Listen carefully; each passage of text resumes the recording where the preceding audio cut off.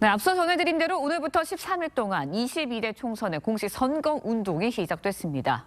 여야 사활을 건 승부를 펼칠 예정인데 국민의힘은 오늘 자정 가락시장에서 공식 선거운동의 첫 행보를 시작했습니다.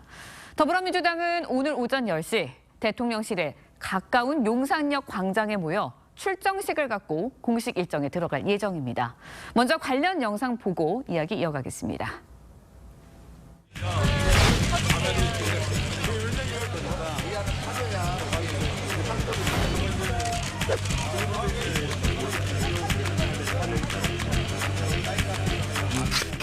안녕하세요. 분들이 많이 힘드시거든요. 저희가 죄송스럽고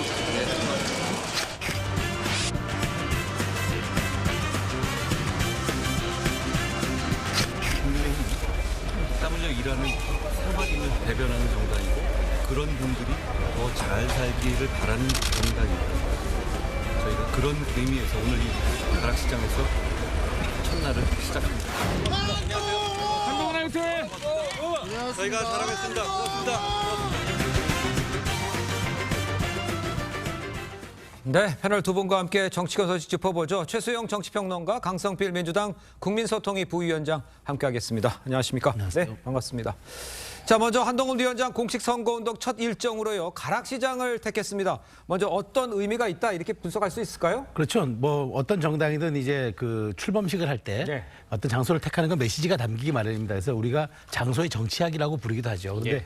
한동훈 위원장이 처음으로 가락시장을 택한 것은 최근 이제 결국 민생이다. 그러니까 지금 아무리 이제 우리 국가가 이제 그 여당의 역할과 지위를 놓고 말을 많이 해도 결국은 국민의 삶을 챙기고 민생을 챙기는 게 가장 우선이다. 그걸 하기 위해서 이제 가락시장을 간 것 같아요. 근데 최근에 더더군다나 이제 여러 가지 이제 뭐 민생 물가를 놓고 특히나 뭐 대파 논쟁도 있지 않았습니까? 그렇습니다. 그런 측면도 감안된 것 같은데 어쨌든 한동훈 위원장은 정부 여당은 국민의 삶과 민생을 끝까지 책임지는 그런 정당이다. 그걸 핵심 컨셉으로 가기 위해서 첫 일정과 행선지를 가락시장으로 잡은 것 같습니다. 네, 한동훈 위원장 민생 개혁을 강조했는데요. 최근 윤석열 대통령의 대파값 발언을 놓고 야권의 공세가 쏟아지고 있는 상황입니다. 그래서 이 부분 또 고려한 행보 아니냐라는 해석도 나오는데 어떻게 보셨어요? 정부와 여당이 민생을 챙긴다는 건 좋은 일입니다.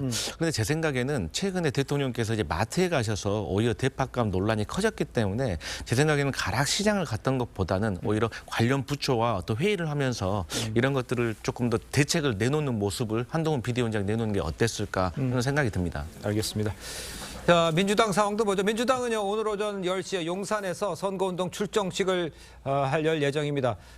정권 심판론 뭐 이것을 강조할 것이다. 뭐 이렇게 예상을 할 수는 있을 것 같은데요. 그렇습니다. 그러니까 예. 지금 우리 국민의힘의 정부 여당이 이제 민생을 강조한 것처럼 네네. 민주당 입장에서는 무조건 이건 윤석열 정부 심판해줘야 하고 정권 심판론 강조하기 위해서는 용산 대통령실 앞에 모여서 상징화된 퍼포먼스를 하겠죠. 네. 저는 그래서 이제 뭐 대통령실 앞은 조금 이제 집회가 좀 어려울 수 있으니까 이제 용산역 광장에서 이제 많은 분들이 모여서 이제 함께 할 것 같은데. 네. 그래서 민주당 입장에서는 이제 정권 심판론을 최대한 부각시켜서 가보겠다라는 그런 전략은 띄우겠지만 과연 지금 선거가 2주밖에 남지 않았기 때문에 예. 양쪽으로 다 지지층은 거의 수렴됐다고 보고 그러면은 가운데 있는 중도층들이 과연 정권 심판론 하나에만 반응할 것인가 여러 가지 다각도의 좀 측면들은 고려할 것 같습니다. 네, 선거운동 기간 동안 남은 변수들도 있지 않습니까? 민주당에서는 어떤 것들을 좀 보고 계시나요? 제 민주당으로서는 막말이라든지 그 외에 어떤 사건 사고 어떤 그런 것들이 좀 문제가 될 수 있는 요지가 될 것 같고요.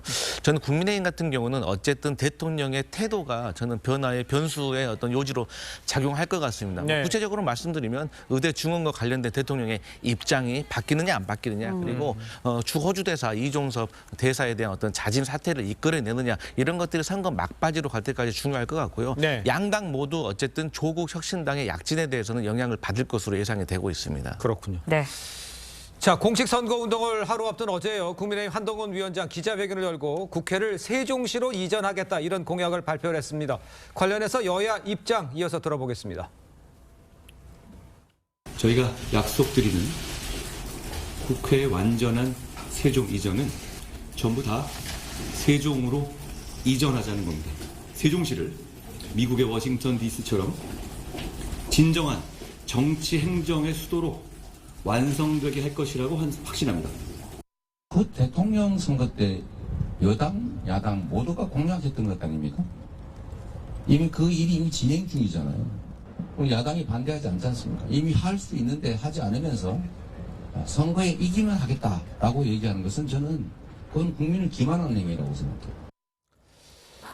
네, 한동훈 위원장 여의도 국회를 세종으로 완전히 이전하겠다 이런 승부수를 던졌습니다. 여당의 반등책 이게 될 수 있을까? 이게 관심인데 어떻게 예상하십니까? 그럼 여당이 지금 수도권에서 조금 어렵다는 얘기가 있고, 그다음에 충청권에 이제 스윙 보터들이 많은데 여기도 지금 접전이라 이런 얘기들이 많지 않습니까? 네. 그러다 보니까 국회 세종시 이전은 어쨌든 수도권과 그다음에 충청권에 반응할 수 있는 그런 스윙 카드가 저는 충분히 된다고 봅니다. 네. 왜냐하면 이제 그 세종시 이전으로 인해서 국가 균형 발전도 이루어지겠지만 국가 효율성도 제고하는 측면이 있고 그래서 이제 세종시의 완성이라는 그런 또 하나의 측면이 있기 때문에 세종시를 지금 말한 그대로 워싱턴 DC 같은 형태로 만들겠다는 게 한동훈 위원장 생각 아닙니까? 아무래도 그렇죠. 충청권에서 반응할 수 있는 이슈가 되겠고 예. 특히나 이제 여의도를 중심으로 여의도가 다시 국회가 재개발이 되고 재구성이 된다 그러면은 이른바 한강벨트 마용성이라든가 동작이라든가 영등포는 충분히 영향을 받을 수 있는 그런 그 가능성이 있기 때문에 이 부분은 수도권과 충청을 겨냥한 그런 아주 승부수로 저는 해석이 됩니다. 예. 네, 이재명 대표 앞서서 들으셨지만 반대하지 않겠다. 하지만 선거에서 이기면 하겠다는 거는 국민 기만이다라고 이야기를 했습니다. 민주당은 어떤 입장인 건가요? 네, 저희 민주당은 결론부터 말씀드리면 분명하게 찬성을 하고 사실 이 의제 같은 경우는 3년 전에 김대중 대통령, 22년 전에 노무현 전 대통령께서 먼저 주장을 하셨어요. 그리고 네. 저희가 2020년 7월에도요 야당 그 교섭단체 연설에서도 분명히 했고요. 네. 이때 당시에 오히려 국민의힘이 부동산 투기의 기회 찬스를 맞으려고 하는 거 아니냐라고 비난을 했었거든요. 그럼에도 불구하고 국가 균형 발전 차원에서 네. 국민의힘에서 여기에 대해서 추진을 하겠다면 야당으로서는 적극 협력할 것이고요. 네. 다만 이제 개헌이라는 문제가 좀 남아 있는 것 같습니다. 근데 이제 개헌에 대해서 여러 가지 그 소지가 오해의 소지가 있는데. 좀 불안한 것은 선거 이후에 이게 흐지부지 될까 봐 저희는 야당으로서 그게 걱정된다. 어떤 야당으로서는 적극 협력하겠다 이런 입장입니다. 지금 언급해 주셨던 그 위헌 소지 문제 또 이제 개헌에 관련된 것 네. 이런 것들은 어떻게 생각하면 될까요? 저도 큰 문제가 안 될 거라고 보는 게 왜냐하면은 이제 이게 2004년도에 이제 헌법재판소가 관습헌법으로 판결을 내린 거 아닙니까? 20년이 지났기 때문에 사실은 시대 상황도 많이 바뀌었고요. 또 하나 이제 벌써 2년 전에 국회가 국회법을 통과시켜서 세종시 분원을 설치하기로 했습니다. 그래서 지금 당장 12개 상임위원회와 여러 가지 이제 우리 말하자면 우리 입법정책처, 예산정책처가 내려가게 됩니다. 그러니까 실제 이제 앞으로 국회 남는 건 반쪽 자리밖에 없어요. 본회의장하고 5개 상임위하고 국회의장실입니다. 네. 자, 그럼 이렇게 행정 비효율성 국회가 감당해야 할까요? 저는 이거는 국회가 다시 법으로 여야가 합의하면은 굳이 개헌까지 가지 않아도 저는 이 부분은 완성될 수 있기 때문에 네. 뭐 이거는 더 이상 뭐 논쟁의 여지가 없다고 저는 생각합니다. 알겠습니다. 네, 충청권과 수도권 표심에도 어떤 영향을 미칠지 관심인데요. 어떻게 분석하고 계시나요? 아무래도 이게 이제 오래된 어떤 의제이기 때문에 저는 그렇게 표에 그 영향을 줄 거라고 생각을 하지 않습니다. 오히려 국민들은 이게 여야가 동의를 하고 있지만 어쨌든 네. 개헌을 해야 할 수도 있거든요. 근데 개헌을 하게 되면 이거 외에도 권력 구조를 개편하자라는 다른 의제까지 붙을 수가 있어요. 그래서 또 다시 여야의 합의가 불발이 될 수가 있고 또 다음 대선에 공약으로 가는 것이 아니냐 하는 불안함이 있기 때문에 어떤 충청권이라든가 수도권의 민심이 그렇게 크게 움직이지는 않을 것으로 예상하고 있습니다. 알겠습니다. 자, 이런 가운데 이정섭 대사를 둘러싼 논란도 이어지고 있습니다. 관련해서 이뇨한 위원장 이야기 들어보겠습니다. 대한민국에서는 그거의 큰 이슈지만 사실 외국 사례 같으면 이슈도 안 돼요. 왜? 공무원입니다. 그분이 공무원이기 때문에 자기가 잘못한 일이 있으면 언제든지 들어올 수 있고 군수가 산불 나면 해직되는데 산불 원인도 따지고 군수가 뭐 불을 질렀어요? 꼭 장관이 뭐 죄가 있는 게 확실합니까? 그 이뇨한 위원장 얘기 들어보면 외국 같으면 논란이 되지도 않는 이야기다 이렇게 이제 발언을 했어요. 민주당 의원께서는 어떻게 들으셨습니까? 그러니까 이러한 모습들이 국민의힘의 어떤 정당 지지율이 하락하는 모습인 것 같아요. 여기는 외국이 아니라 대한민국 아니겠습니까? 네. 그리고 또 국민들이 공감을 하지 못하고 있어요. 왜 대통령실의 외압이라는 어떤 정황들이 의혹이지만 드러나고 있기 때문에 국민들이 궁금해하고 있어요. 그러니까 네. 정치권에서 사실이 중요한 게 아니라 국민들이 어떻게 인식하느냐가 중요한 거 아니겠습니까? 예. 그래서 국민의힘에서 이정섭 대사 문제와 관련해가지고는 빨리 자진 사퇴를 시키고 예. 정정당당한 어떤 수사에 임하는 모습을 보여주는 것이 선거에 그나마 도움이 될 거라 이렇게 보고 예, 있습니다. 반론. 근데 저는 제가 보기에 물론 이뇨한 위원장이 좀 틀릴만한 건 아니거든요. 네. 이제 중요한 건 이뇨한 위원장은 이거죠. 아니 형이 확정되지도 않았고 그래서 외국에 나갔는데 그리고 외국 나서 지금 들어왔는데 무슨 공무원이 도주대사냐. 그러니까 이거는 그건 아니다. 그러니까 말하자면 수사가 진행돼서 조사를 받으면 될 일이고 이렇게 말하자면 프레임을 씌워서 하는 건 악의적이다라는 얘기를 한 것 같아요. 그런데 어쨌든 지금 우리가 중요한 거는 이슈보다도 우리가 이슈를 대하는 태도가 중요하다고 하지 않습니까? 그래서 네. 저는 이 총선이 진행됐기 때문에 지금 아무리 이종섭 장관의 문제들이 적법하고 지금 뭐 말하자면은 부적절한 점은 없다 할지라도 이런 것들이 국민들의 눈높이에 맞추기 위해서는 최소한 이것을 다루는 그 여권의 태도가 예. 조금 그래도 좀 신중해졌으면 하는 그런 바람을 저도 갖고 있습니다. 알겠습니다. 이종섭 대사 측, 공수처 측에 재차 수사를 촉구하고 있는데 앞으로 이제 공수처 수사 어떻게 진행될 거라고 보시나요? 공수처에서는 이양기사 수사가 시작됐기 때문에 이제 압수물 분석이 끝나가는 과정에 있다고 해요. 그러니까 예. 압수물 분석이 끝나고 나면 이 수사의 방향을 어디로 가야 될지 결정이 대충은 날 겁니다. 그럼 예. 그 수사 일정에 맞춰서 그 이종섭 대사가 충실하게 조사를 받는 것이 저는 맞다고 봅니다. 알겠습니다. 자, 다음 소식도 짚어보겠습니다. 총선을 2주 앞두고 정치권 일각에서 이 범야권 200석 시나리오 제기가 되고 있습니다. 관련 이야기를 먼저 듣도록 하겠습니다. 우리가 200석 이상을 차지하는 민주당 되도록 힘차게 심판합시다. 이번이 이기면 200석이 됩니다. 200석 화이팅! 민주, 진보 개혁 세력들이 약진해서 200석을 만든다고 하면 윤석열 대통령을 한 해 또 가능하다.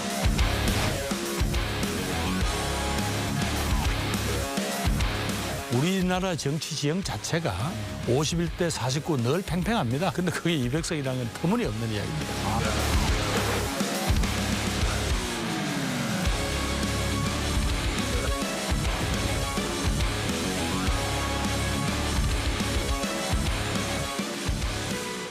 그 선대위원장이 네. 직접 나와서 입에서 터무니없는 얘기라고 얘기를 했습니다만 이 야권 내에서는 200석이가 계속 나오고 있어요. 어떻게 봐야 되는 겁니까? 근거가 있어서 이러는 겁니까? 어떻게 생각하세요? 아니, 저희 민주당에서는 김민석 상원실장이 이미 백중세라고 객관적인 데이터를 통해서 발표를 하셨어요. 네. 그리고 200석에 대해서 엄중 경고론도 내린 상황입니다. 네. 다만 일부 지역에서 그런 말씀을 하시는 거는 지역마다 사실 겸손한 모습도 중요하지만 어떤 지역에서는 우리가 더 이길 수 있다는 자신감을 고취해야지 선거에서도 유리한 선거구가 분명히 있습니다. 그래서 약간 다른 그 말들이 나오는데 그럼에도 불구하고 선거에서 그런 오만한 모습 보인다면 패배의 지름길이 될 겁니다. 네. 하지만 분명한 것은 국민들께서는 정권 심판을 하려고 마음은 드셨다. 다만 회초리를 들 것이냐 아니면 몽둥이를 들 것이냐 그 차이라고 보거든요. 그래서 회초리를 들면 민주당에게 일당 정도는 주실 것 같고 몽둥이를 들면 과반 정도를 주실 것 같지 그 이상은 현실적으로 어렵다. 저희는 그렇게 판단하고 있습니다. 알겠습니다. 네, 범야권 200석이 되면 헌법 개정도 가능하고 탄핵소추안 의결도 할 수 있습니다. 또 여소야대 국회에서 그나마 가지고 있었던 대통령 거부권 행사도 무력화시킬 수 있는 상황이 됩니다. 그렇다 보니까 보수층 결집에 효과적이지 않냐 이런 해석도 나오고 있거든요. 어떻게 보세요? 위기감이 들겠죠, 보수층 입장에서는. 근데 이 사실은 이 200석이라는 건요 절대 반지입니다. 이거는 뭐 국회의원 사퇴도 심지어 할 수 있게끔 할 수 있습니다. 이러면은 말하자면 우리가 이런 얘기하지 않습니까? 절대 권력은 절대 부패한다. 그러니까 우리 국민들이 이제까지 단 한 번도 200석 이상이라는 걸 한 당에 준 적이 없는 것은 바로 견제와 균형이라는 게 입법부의 그 덕목이고 그런 것들이 결국 정치 발전을 쌍끌이 양날개로 이끄는 것들이기 때문에 국민들이 그렇게 해오셨어요. 근데 저도 200석이라는 게 야당이 과도하게 이걸 주장하면 역풍이 불 것 같은 게 왜냐하면 국민들 보고 그러잖아요. 우리를 쓰는 회초리의 도구로 삼아달라는데 국민들이 생각할 거 아닙니까? 근데 우리가 쓰는 회초리가 과연 깨끗한가? 이게 도덕적이고 윤리적인가? 이 회초리는 사용해도 되는가? 이런 것들에 대한 문제를 남길 수도 있기 때문에 어쨌든 민주당은 지금 몸납치기로 가고 있지만 실제 마음속은 200석이 있는 것 같아요. 아마 제가 보기에는 이게 아마 또 과도하게 이걸 표현하다 보면 분명히 또 그 역풍이 부는 반작용도 있을 겁니다. 알겠습니다. 몸 낮추기를 하고 있는 것 같다라고 말씀해 주셨습니다. 민주당이요 현행 20명인 이 교섭단체 기준을 낮추겠다는 공약을 내놓은 이것도 이 범야권 200석을 위해서 조국 혁신당과 연대둔 거 아니냐 이렇게 만약에 얘기를 하시면 어떻게 답하시겠어요? 제가 그 조국 혁신당과 연대하기 위해서 이런 말씀을 드리는 게 아니라 제가 준연동형 비례대표제를 채택을 했을 때부터 소수 정당이 원내 진입을 하고 또 진입한 원내 정당들이 어떤 국회 운영에 같이 참여하자는 취지에서 그런 연장선상에 있는 거지 조국 혁신당 간의 어떤 연대, 연합 이런 거하고는 좀 관련이 없어 보입니다. 네, 범야권의 200석 이야기 나오면서 상대적으로 여당에서는 위기감이 커지는 모양새입니다. 장동영 사무총장 이야기 들어보시죠.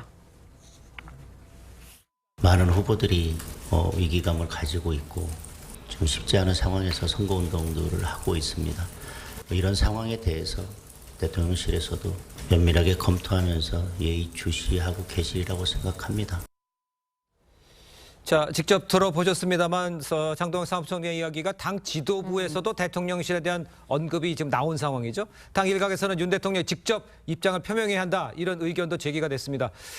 여당의 분위기를 어떻게 읽으면 되겠습니까? 절박하다 이렇게 한마디로 좀 표현할 수 있을 것 같습니다. 네. 왜냐하면 한동훈 위원장이 얘기한 대로 이번 총선에서 지잖아요. 2당이 되잖아요. 그럼 윤석열 정부는 국정과제 하나 못하고 공약 하나 이행하지 못하고 법률안 하나 통과시키지 못합니다. 그리고 운명 공동체잖아요. 당과 정부는. 그러면 당도 같이 아무것도 하지 못하는 정말 식물 정부를 보좌하는 식물 그 정당이 될 수밖에 없기 때문에 이 절박함이 있으니까 무엇이라도 해보자. 그것이 설령 국민이 원한다면은 대통령실의 어떤 입장 표명 혹은 뭐 윤 대통령의 기자회견도 검토해야 되는 것 아니냐. 이런 절박감에서 이런 목소리들이 분출하는 것 같습니다. 네, 이쯤에서요 여론조사도 한번 살펴보도록 하겠습니다. 이번 총선에서 관심 지역구 중에 하나죠. 인천 계영을 여론조사 한번 살펴보도록 할 텐데요. 한국갤럽 조사에서 이재명 대표가 46%, 원희룡 전 장관이 42%, 오차 범위 내에 있고요. 리서치앤리서치 조사에서는 이 대표가 50.5%, 원희룡 전 장관이 37.5%, 오차 범위 밖에서 앞서고 있거든요. 여론조사마다 차이가 굉장히 큰데 판세를 어떻게 분석하고 계세요, 민주당에서는? 아무래도 이제 선거는 뚜껑을 열어봐야 알지 않겠습니까? 하지만 근데 지금 인천 계양을 같은 경우에서 각자의 어떤 여론조사 결과가 다르게 나오는 것은 제가 봤을 때는 그 여론조사 방식 그리고 샘플이라든지 그리고 최근에는 어떤 그 국민의힘의 정당 지지세가 조금 수그러들면서 어떤 정치적 올바른 현상 그러니까 샤이 보수가 조금 나오는 거 아닌가 그래서 이번 여론조사에는 조금 벌어진 것 같고요. 그럼에도 불구하고 2000년 16대부터 2020년 21대까지 이 지역은 민주당 강세 지역이었습니다. 그렇기 때문에 그래서 이재명 대표가 대표직을 수행하면서도 어떤 지역구 관리를 보다 조금 용이하게 하기 위해서 인천 계양을로 간 측면도 있고요. 또 현재 인천 계양을에서는 저희 민주당이 보기에는 정권 심판론이 아무래도 더 우세하다고 지금 평가를 하고 있어요.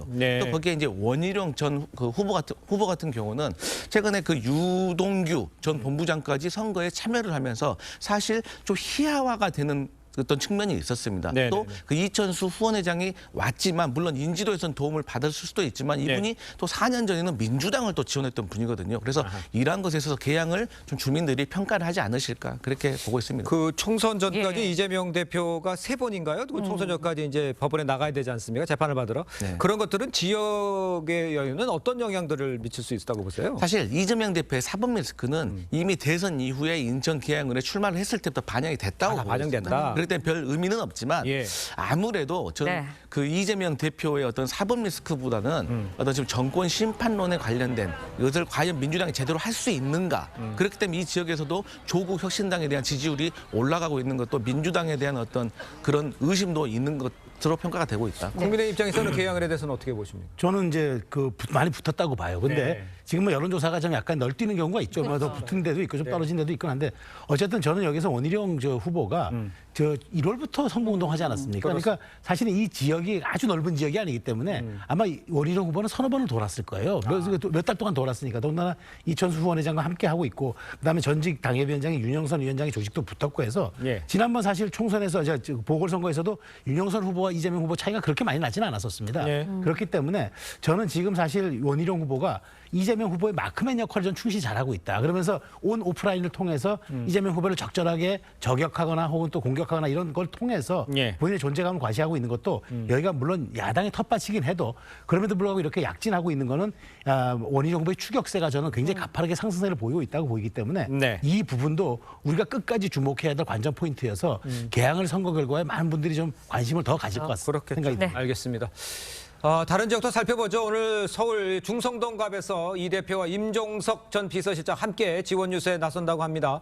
임 전 실장 등판이 이 대표에게 힘을 실어주는 모양새라고 하면 어떻게 평가를 하시겠습니까? 큰 힘이 되겠죠. 그렇습니다. 왜냐하면 저희가 공천 과정에서 지지율이 많이 떨어졌지 않습니까? 그러면 지지율이 떨어졌던 가장 큰 이유는 친명과 친문 간의 갈등이었거든요. 그래서 친문의 어떻게 보면 상징적인 인물이 임종석 전 실장이기 때문에 임종석 전 실장이 과거에 어떤 배제에 대해서 훌훌 털어내고 민주당에 헌신하는 모습이 당이 화합하는 원팀으로 가는 모습으로 보여줄 수 있기 때문에 되게 중요하다고 보고요. 또 중구 성동강 같은 경우는 우리가 우리가 소위 말해서 일타사피라고 합니다. 예. 중구 성동갑에서 두 자릿수로 우세하게 이겨야지만 중구 성동을까지 따라서 승리할 수가 있고 위로는 용산, 아래로는 종로까지 긍정적인 영향을 미칠 수가 있어요. 또 용산 같은 경우는 대통령실이 있기 때문에 민주당으로서는 반드시 사수를 해야 되는데 예. 과거에 지금 민주당 후보가 그 권영세 후보에게 800표 차로 근소하게 졌거든요. 그래서 이번에는 반드시 사수를 해야 된다 이렇게 말씀드리겠습니다. 알겠습니다. 자, 조국 혁신당 소식도 좀 짚어보겠습니다. 조국 혁신당 이 윤석열 정부와 각을 세워온 이 박은정 전 성남지청장 비례대표 1번에 배치를 했죠. 그런데 이 박 후보 부부의 재산 1년 사이 40억 원 가량 늘어서 지금 논란입니다. 네, 일각에서는 검찰 출신 변호사인 남편이 전관예우를 받은 게 아니냐 의혹을 제기했는데 박 후보는 사실과 다르다고 해명을 했습니다. 조성훈 기자의 리포트 보시고 이야기 이어가겠습니다.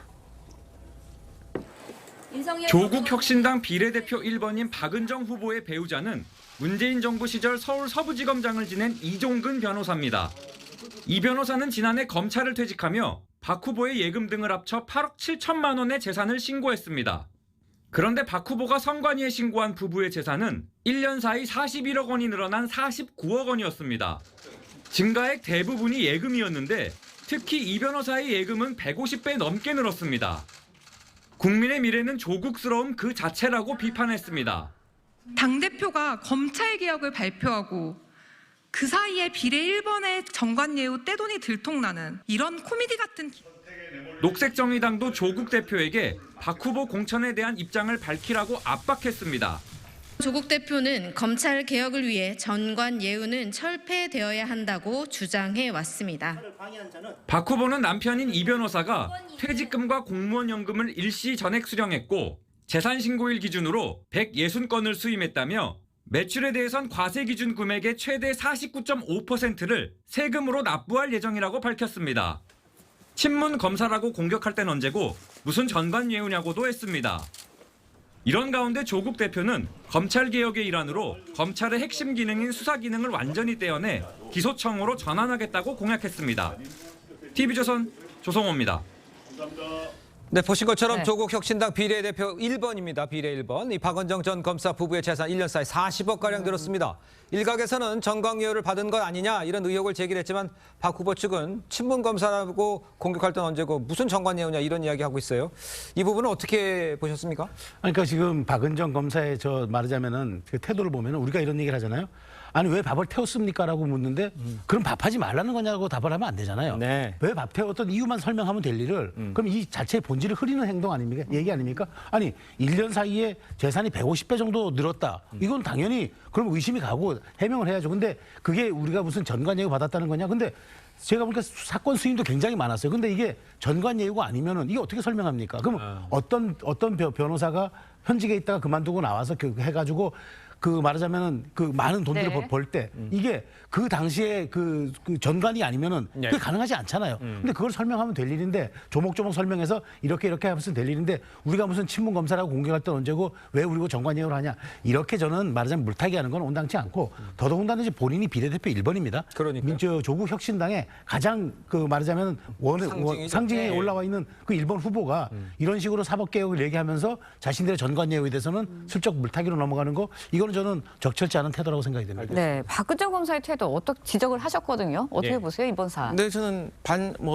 일리가 있으신 말이라고 생각을 해요. 예. 그런데 좀 이런 걸 생각을 해봐야 될 것 같아요. 지금 법조인들의 전관예우 문제는 하루 이틀 일이 아닙니다. 이 국회에서 뭐 대법원장, 대법관, 헌법재판관들 여러 가지 법조인 출신의 인사청문을 해보면요. 거의 1순위가 전관예우 논란입니다. 어떤 분은요. 뭐 1년 새 뭐 30억, 60억. 그러니까 소위 말하는 도장값이라고 하더라고요. 예. 예. 수임을 많이 하는 것도 본인이 수임을 하는 게 아니라 본인의 이름을 걸고 아래는 우리 보조 변호사라고 합니까? 그분들이 실무적인 일들은 다 처리를 예. 하는 거죠. 그렇기 때문에 건수도 많고 건수가 많으면서 또 당연히 수임료도 비싸게 되고 그런 예. 건데 박은정 검사는 일단은 뭐 이 40억 중에서 뭐 절반 정도는 세금을 내야 된다라고 해명을 한 것 같아요. 그래서 세금 해명을 하게 되면 그 세금을 내게 되면 뭐 절반 정도 줄이면 뭐 한 20억 정도 되겠죠. 그리고 나름대로 뭐 부동산 자산이라든지 아니면 퇴직금까지 지금까지 다 정산한 금액이라고 합니다. 그런데 어찌 됐든지 간에 이 박은정 검사 전 검사의 문제만이 아니라 저는 법조계 전체의 어떤 이 보이지 않고 추상적인 이 정관예우 논란에 대해서는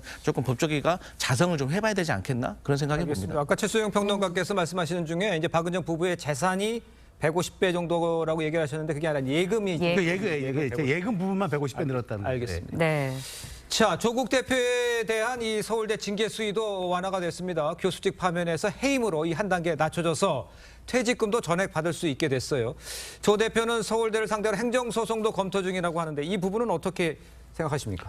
그래서 조 대표가 이제 이 부분에 대해서는 본인이 인정할 거 인정하고 받아들일 거 받아들여야지. 네. 자꾸 이제 이걸 가지고 뭐 행정소송을 더 건다. 사실 조 대표가 지금 법원에서 2심 판결까지 끝나고 대법원만 안겨두고 있지 않습니까? 네. 그런데 어쨌든 보면은 조 대표가 자신의 사안에 대해서는 그래도 끝까지 명쾌하게 시인을 잘 하지 않는 것 같아요. 네. 어느 정도 본인의 억울함을 계속 그래도 얘기하는데 어쨌든 서울대에서 파면에서 해임으로 갔기 때문에 이렇게 되면 퇴직금도 전액 다 받을 수 있고 굉장히 본인 입장에서는 이제 교원 재임용 기간도 좀 빨라져가지고 네. 본인이 좀 상당히 유리한데 어쨌든 여기에 대해서 저는 뭐 행정소송을 검토한다? 이거보다는 오히려 조 대표가 국민의 눈높이와 그런 어떤 여러 가지 행동에 맞지 않았다는 점을 빨리 인정하고 지금 조국 혁신당이 굉장히 상승세를 타고 있는 것도 국민들이 어떤 그런 부분에 대해서 본인들이 조금 더 인정하거나 본인이 수긍해 준다 그러면 여기에 대한 여론도 좀 달라질 수 있지 않겠습니까? 그래서 저는 조 대표 측이 너무 여기에 대해서 민감하게 반응하는 거 이게 저는 사실 조 대표의 어떤 그런 개인적인 좀 말하자면 좀 품성이라 그럴까? 네. 그런 것과 좀 연동이 있지 않을까 자꾸 생각이 듭니다. 네, 파면에서 해임으로 어쨌든 처벌 징계 수위가 한 단계 내려간 거거든요. 그런데 행정소송을 제기한다고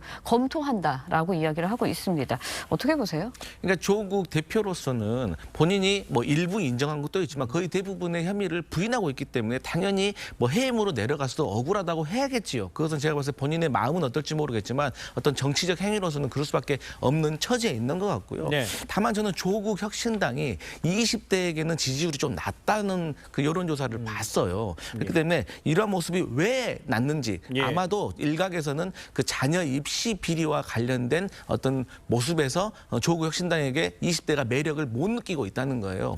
그렇기 때문에 이러한 모습에 있어서 본인이 인정할 건 인정하고 또 내세울 건 내세우고 또 검찰개혁과 또 자녀 입시 비리 본인의 문제는 다른 문제거든요, 사실. 그리고 또 이 조국 혁신당을 지지하는 어떤 국민들을 보면 이러한 사법 리스크에 대해서 다 인정을 하고 윤석열 정권에 대한 심판 차원에서 조국 혁신당을 지지하는 거기 때문에 이런 부분에 있어서는 조국 대표도 조금 돌아볼 필요가 있다 이렇게 보고 있습니다. 알겠습니다. 자, 두 분 말씀 여기까지 듣겠습니다. 고맙습니다. 고맙습니다. 감사합니다.